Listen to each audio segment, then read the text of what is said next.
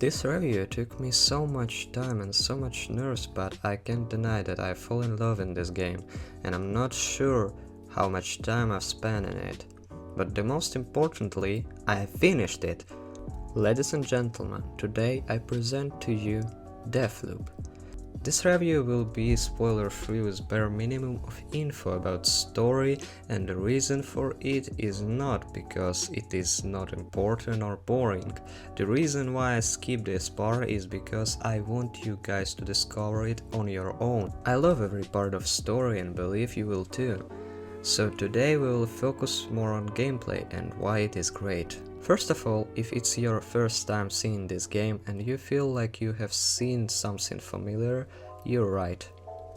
Deathloop took everything great from its ancestor, Dishonored. Teleports, stealth, combat, approach planning, discover of the map, all these parts of gameplay is something that made Dishonored so crazy and popular. Deathloop is focused around same things, but the main focus is in discover. Maps are crazy, to be honest. I've spent most of my time just to discover the map. Amazing level design, and most importantly, depending on time of the day, different parts of the map offer you completely different experience. For example, library is closed during night, but you can get inside using parkour and almost free of enemies, and during daytime it's full of enemies. Or, for example, cinema is closed at night at all. One of the biggest and the part of experience is the fact that whatever you do during your loop stays for the next one. Oh wait, I didn't mention what is loop? Guys, one thing you need to understand that dying in this game is okay. Why? Because you learn. Your chapter is stuck in the time loop, where no matter how he die, he end up coming back to life. Something familiar to the movie Groundhog Day.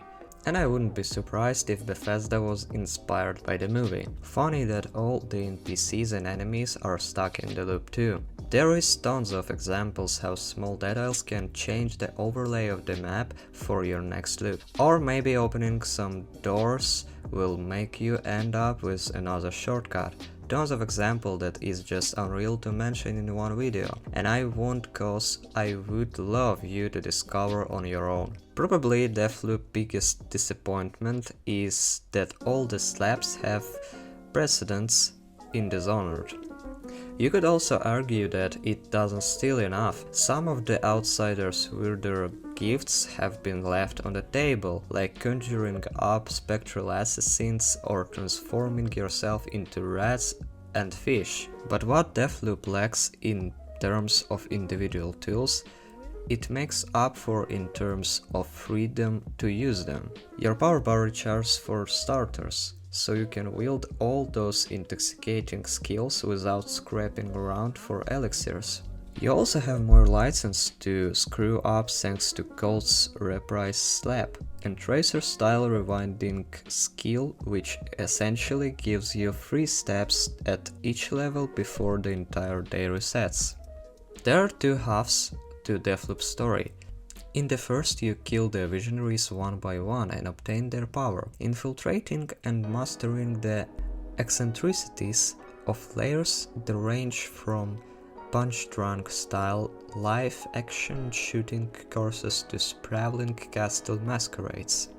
In the second, you exploit your foreknowledge of events and access to hidden locations to bring everybody together, perhaps messing up one visionary's morning so that they decide to come along to the evening gala.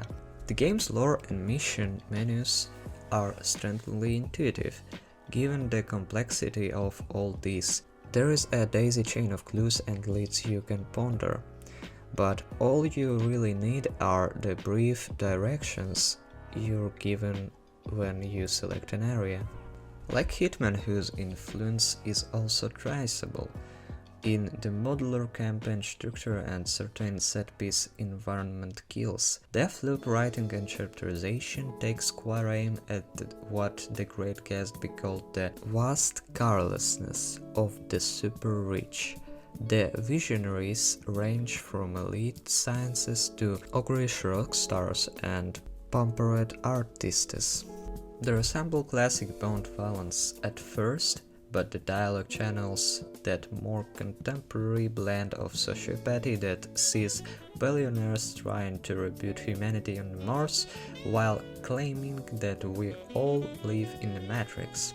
While Deathloop stands out among blockbuster shooters for featuring two black leads, the social divisions it explores are less about race or, for that matter, gender or sexual orientation, more about the reality-altering force of high-dose quantities of cash. The visionaries are a diverse bunch, but at the end of the day, they're all one and the same concentration of impossible wealth. Appropriately for a game about time travel, Deathloop can be read as a game both for newcomers and old hands, an accessible introduction to Arkane's grittier immersive themes, or a triumphant refinement of the Dishonored style.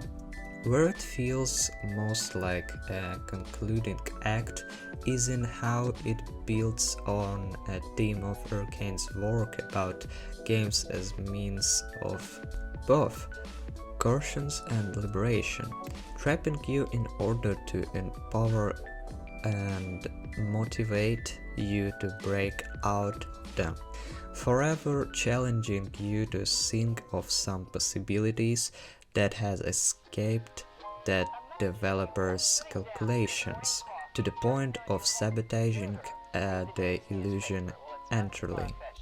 I've argued in the past that this contradiction is fundamental to the immersive sim genre, but Arkane is unique in making it a question of story and setting. We see this in the opening and closing moments of 2070's Prey, in Dishonored 2's Clockwork Mansion, and in the studio's penchant for villains who are demurring game designers in all but name. And we see it in Deathloop, which takes that curious inside-outside thinking and applies it to time itself.